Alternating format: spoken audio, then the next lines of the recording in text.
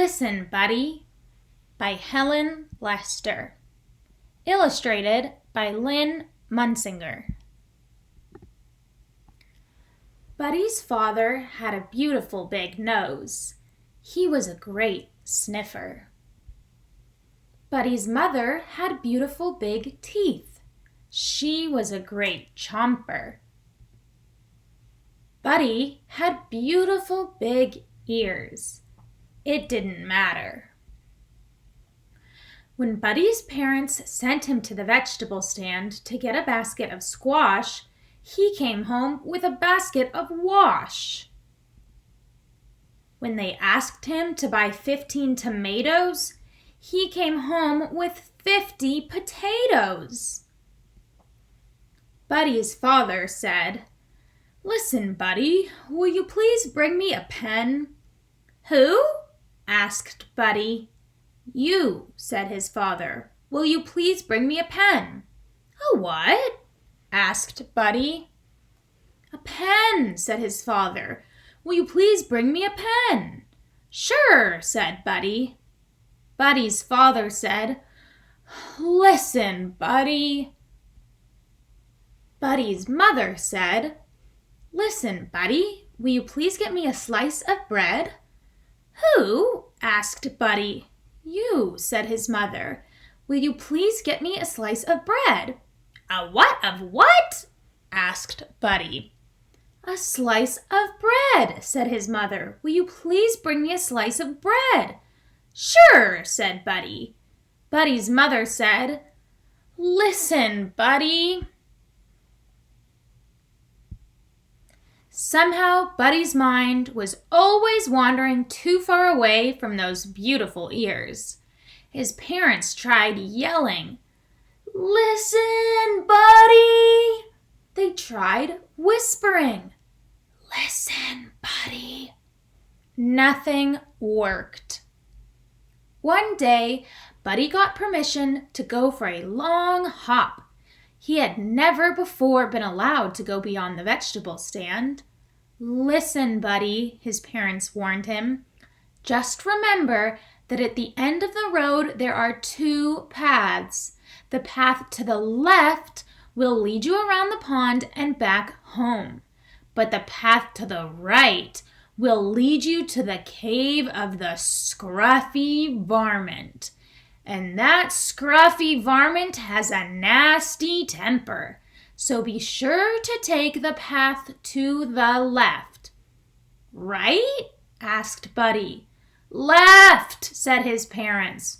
"Right," said Buddy, and with a salute of his paw, he hopped away.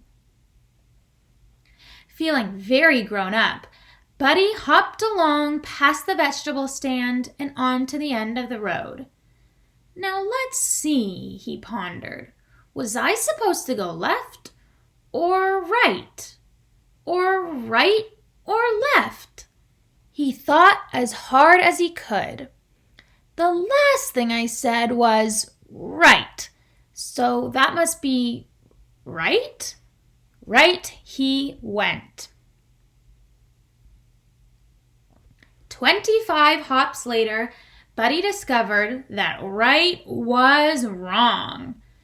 There in front of his cave was the scruffy varmint, doing scruffy things that varmints do, like snarling, mussing his hair, rubbing dirt on his knees, and scratching a whole lot of itches. At his feet was a large soup pot. "What are you going to do with that soup pot?" asked Buddy. "What does one usually do with a soup pot? Bake pie?" replied the scruffy varmint, not too kindly. "I'm going to make some soup." "Some what?" asked Buddy. "Soup," snarled the scruffy varmint.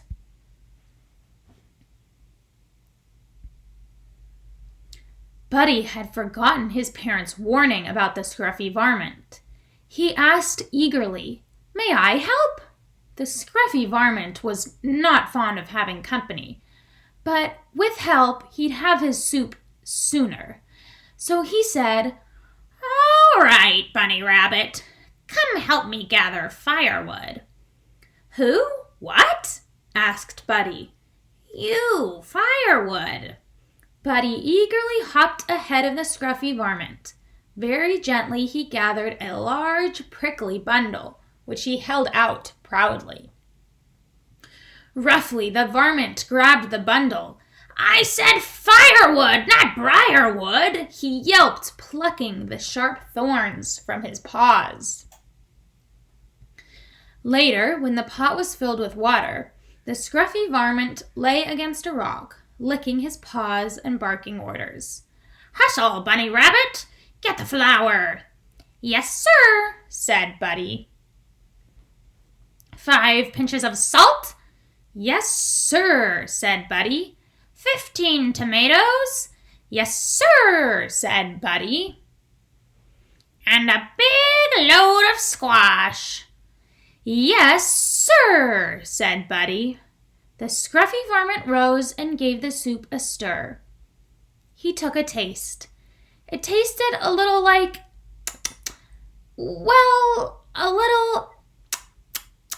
maybe it needed some pepper. Bunny Rabbit, get the pepper from the left side of the kitchen sink, the varmint growled. Who get the what from the where side of the where what? Asked Buddy. The scruffy varmint repeated. Who get the what from the where side of the where what? Never mind. He stalked into the kitchen and got the pepper himself and sprinkled it into the soup. There, he snarled. Now, Bunny Rabbit, put the soup on the fire. Buddy put the soup in the fire.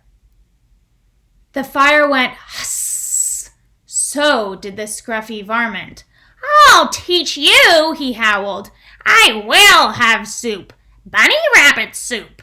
And I know just the bunny to use, the bunny rabbit who never listens. Buddy listened. He also hopped very, very, very fast, faster than he had ever hopped in his life. He whizzed up the road, past the vegetable stand, and into the safety of his house. And a little later, when Buddy's parents asked him to bring a pen and a slice of bread, Buddy listened.